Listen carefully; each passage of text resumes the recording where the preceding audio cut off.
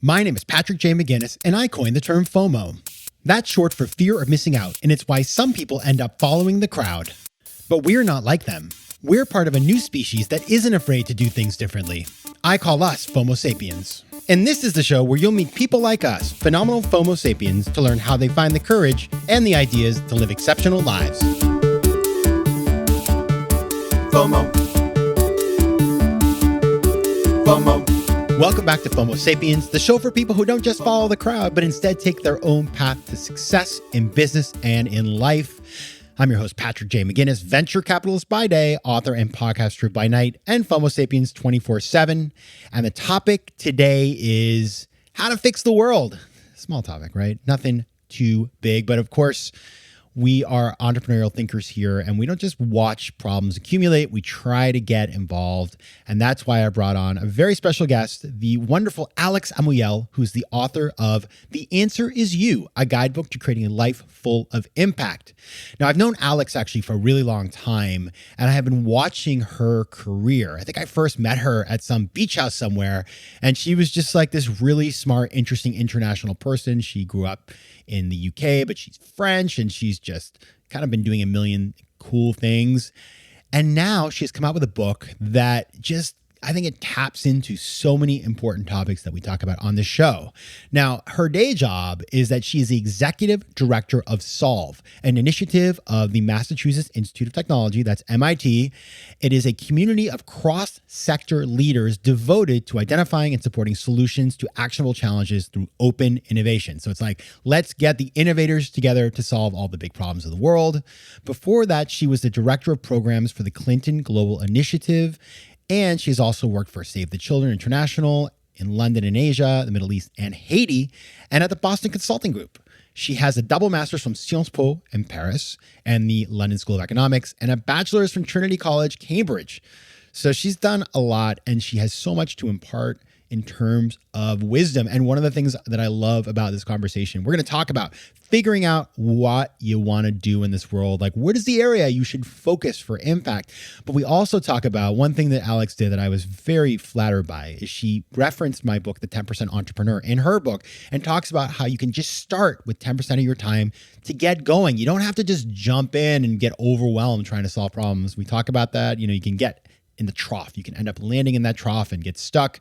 Start small, grow from there, 10% it, and that's a great way to go. So we're going to talk about that. We're going to talk about her journey and also just like how can we engage in the world around us to make it a better place. Now, my small ask, since I just mentioned the 10% Entrepreneur, if you haven't checked out the 10% Entrepreneur, it is a book about how we can start being entrepreneurs with 10% of our time, money, and energy. And that means, anywhere from business all the way through to sort of social entrepreneurship. The book came out in 2016 and it's still out there. In fact, it's just got reprinted in Korea. It's coming out in Vietnamese this year. So it lives. And so if you haven't checked it out, it is the kind of book that FOMO Sapiens definitely like. So go check it out. All right. And now on to the interview. So as you know, I start every interview with the same question, and Alex does not escape. I started our conversation by asking her this: what's a formative decision you've had to make to get to where you are today?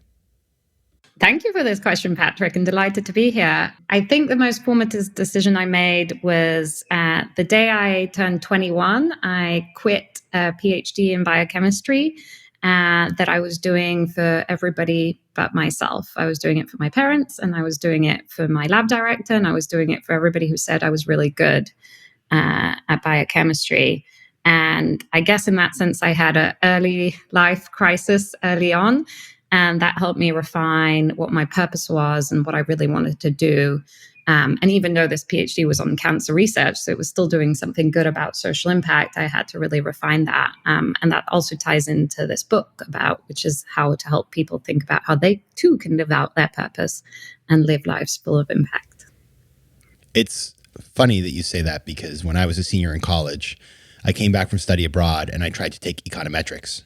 And I had taken stats overseas, but I really didn't study all that hard and frankly barely passed. And I showed up to econometrics and they gave a stats review and I couldn't answer the first question. And I called my mom in hysterics and I was like, if I can't take econometrics, I can't get this specific, sub degree of my degree. And my mom was like, just change. Like, just change the plan. And she gave me permission. I just didn't have the ability at the time. But quitting something when you have all these expectations, we think that our parents will never see us in the same light again. You just opened a new door and did something new. So I love that answer.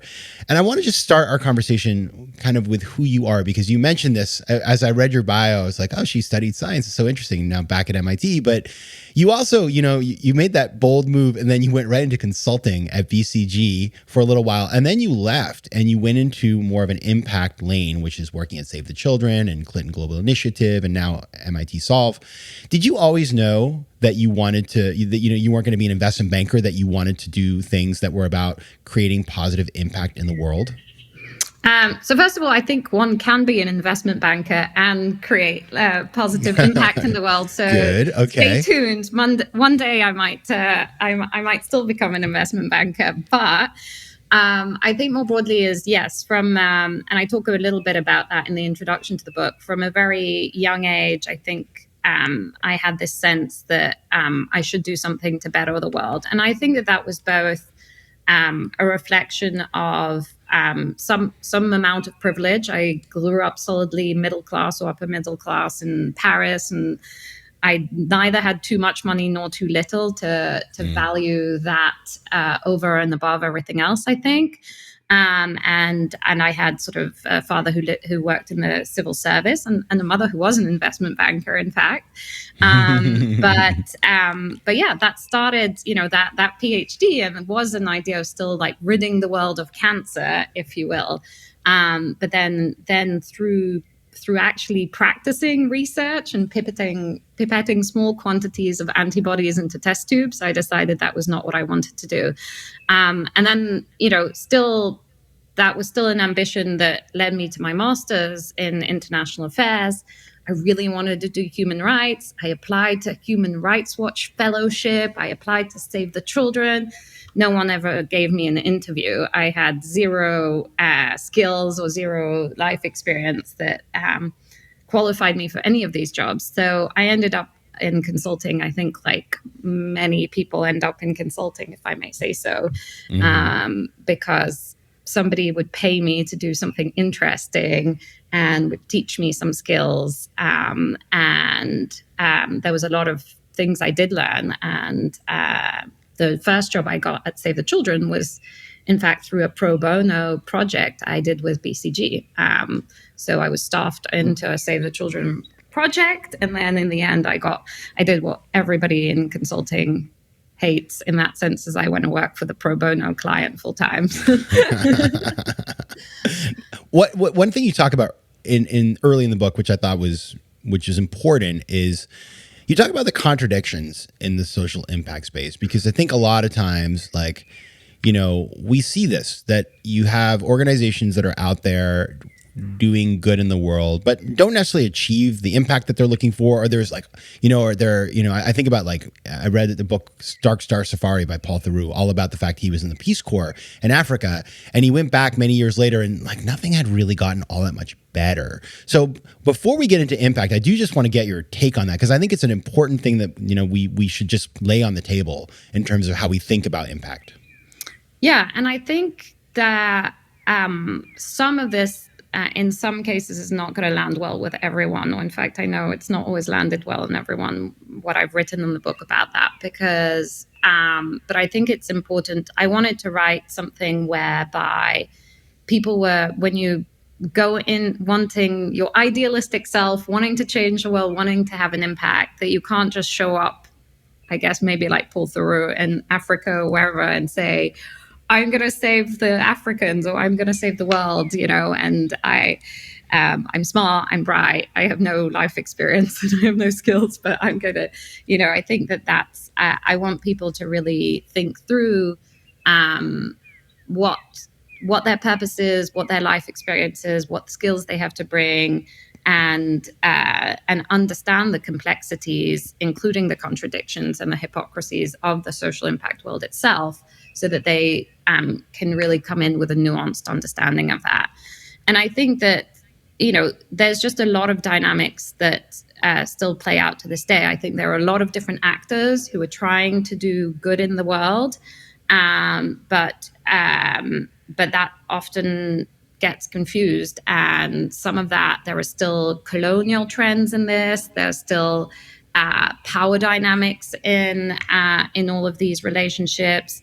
Money is still driving a lot of the decisions rather than impact, sense of agency for this. And I try and unpack all of this in the book a little bit, and I don't want to dissuade. This is a very optimistic book and a book of saying everyone needs to get into the game. We all need your help. But also as you enter this, just enter with humility and listening and understanding of how you go about it.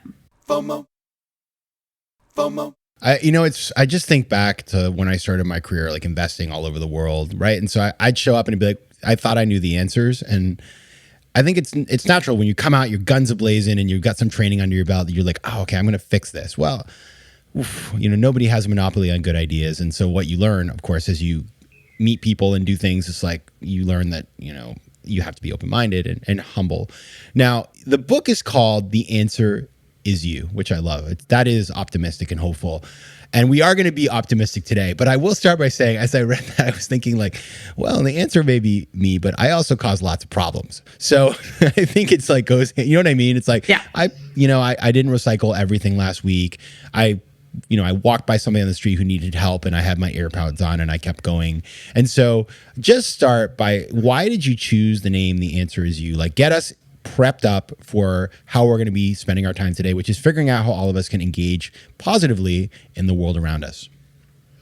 And I think that the title, I wanted to ensure that everybody did feel included. And, I guess the corollary to The Answer Is You is that everyone needs to take action as well. And that it's through collectively getting engaged into having a positive impact in the world and rethinking all the systems that are in place and why they might be unfair or exploitative or extractive, and helping to change that, and pushing everybody getting in the game and pushing things in the right direction is going to want to change. So while it appeals this, title as an individualistic title, it really is The Answer Is You, and everyone needs to take part, I think, is the corollary to that. And yes, to some extent, you would also say the problem is you. Like some of it, you as an individual and as a member of society and of humanity hold tremendous power to do good things, to do neutral things, and to do bad things in this world. And I think a lot of people, or most people, want to do good things in the world. They just don't always know where to start. And I think that some of those, obviously, taking your individual part on, yes, recycling and your purchasing decisions. And I talk about this in chapter 6. There is a part about thinking about your purchases and thinking about your consumption. That's definitely one part of it. But there are many other places in your life, and probably actually your purchases and your decisions on recycling are still a small part of where you can have an impact. And so I go, again, that's actually in chapter 4 and chapter 5, I go into detail about all the different aspects of your life, your career, your giving, your investing, indeed your purchasing decisions, the networks you have influence in, where you can really hold power to shift, the endowment of your university, for example, or the endowment of the religious organization you're affiliated with, or indeed sort of what you do in your spare time and your volunteering. And that analyzing all those levers of power are going to be where you can take action in your life, and that it's a balance sheet. Some of it is positive, some of it's neutral, some of it's negative, but the more and more you can move the needle to good, which is how I inspire. Chapter 5 is inspired by you, which is start with 10. If you don't know where to start with 10%.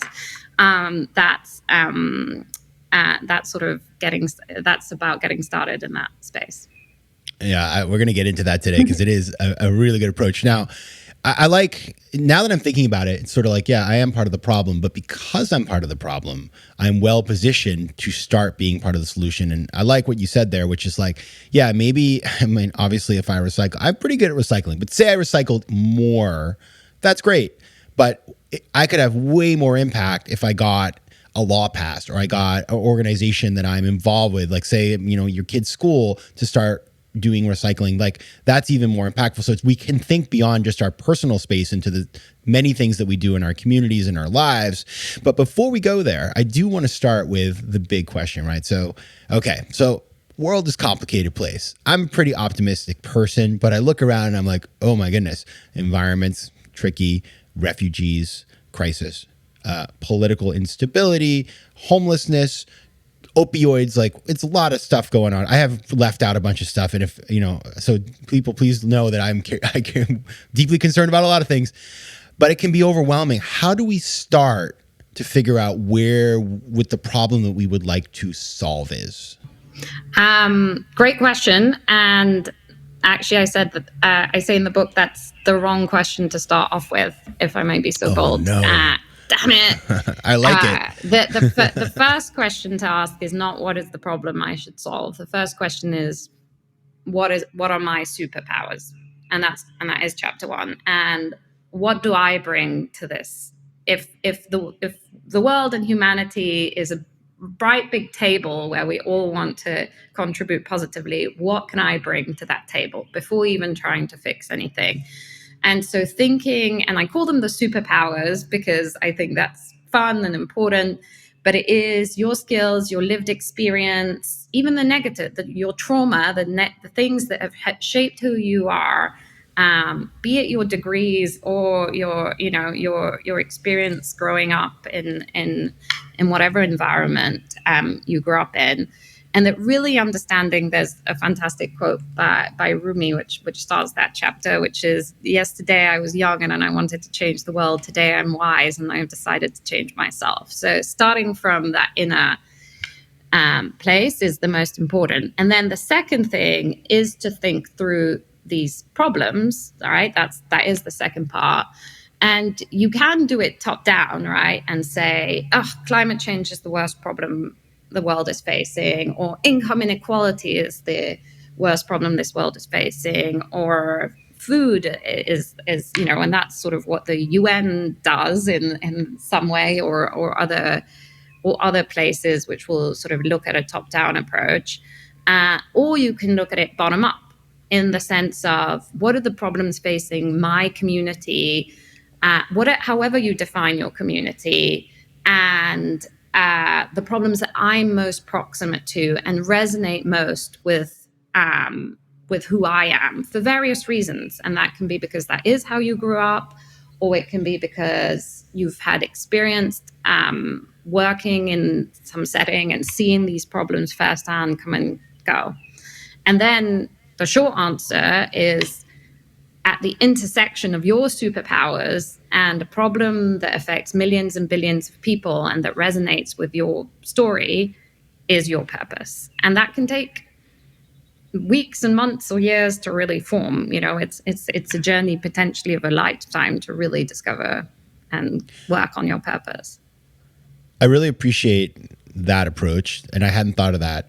The idea that we don't all have to solve global warming or hunger, but we can help our neighbors to deal with hunger or issues, or somebody do their groceries or whatever that is, elderly people in our community. There's all kinds of need is everywhere, and it doesn't have to be global in nature. And I think if you can connect that, where you'll have more and more impact is connecting that local and that resonance with your personal story to the bigger problem. So for example, because in the book, I've interviewed 21 different change makers and activists and social entrepreneurs. And one of them is Kevin Adler, who's based in San Francisco. And to paraphrase his brilliant story, he had an uncle who experienced homelessness due to mental health issues, mostly in and out of his life for many years. But he didn't know growing up, really. He didn't understand. His uncle would show up for Christmas, would go back and forth. He didn't sometimes would sleep on the couch. He didn't really realize that his uncle was experiencing homelessness. And then he went to work abroad. I can't remember if it was the Peace Corps or some other type of volunteering, but then he came back. He was working in ed tech in the Bay Area, and he kept walking in the street in San Francisco and witnessing people, unhoused neighbors, he calls them, rather than homeless people, unhoused neighbors. And, at some point that resonated, sort of going back to his own personal story and understanding that his uncle was his uncle and not some anonymous person experiencing homelessness. And then he sort of developed a solution with the knowledge of understanding that his uncle had a support system and had family members, and how could he help develop a solution, which is called Miracle Message, for his unhoused neighbors in San Francisco. And so he connected that very personal story to a much bigger issue, at least in San Francisco, and now he's expanding into the rest of the United States. So that's, I think, where it starts to become really powerful, is you starting from your story. And it doesn't need to be that you experience that yourself or that your family experienced that yourself, but that there's still some real resonance that this is the problem that keeps you up at night. FOMO. I want to go back a little bit to identifying the superpower, because I've had this problem in my life, and I think a lot of people do. And in the 10% Entrepreneur, I talk about, figure out what you're good at and what you like to do. And so many times people say, Patrick, easier said than done. It is hard, because it's a weird thing about human nature that everybody can see what we're good at, but oftentimes we cannot see it in ourselves. So how would you recommend that, people who are listening today identify those superpowers? Thank you for asking that. In the book, I ask you to reflect on a series of questions I pose about your skills and your experience, but I ask you to go a lot broader than say what your career, what your degree was in or what your career is in. Because often, I meet a lot of, frustrated lawyers or who want to do something different with their lives as well, which is a slightly bigger problem. But to think about your whole self and to think about how you grew up, what you liked doing, what are the networks you're part of, what is indeed your trauma or difficult things. And although I don't write this in the book, you do just now in this interview inspire me to think of something else. Like if people do know better than us what we're good at, then do a 360 of your friends and your family and your colleagues and ask them, saying, what do you consider my superpowers to be, and where do you think I'm really valuable as a friend and family member and colleague? And I'm the one always resolving the disputes. I'm the one always organizing the ski trip. I don't know.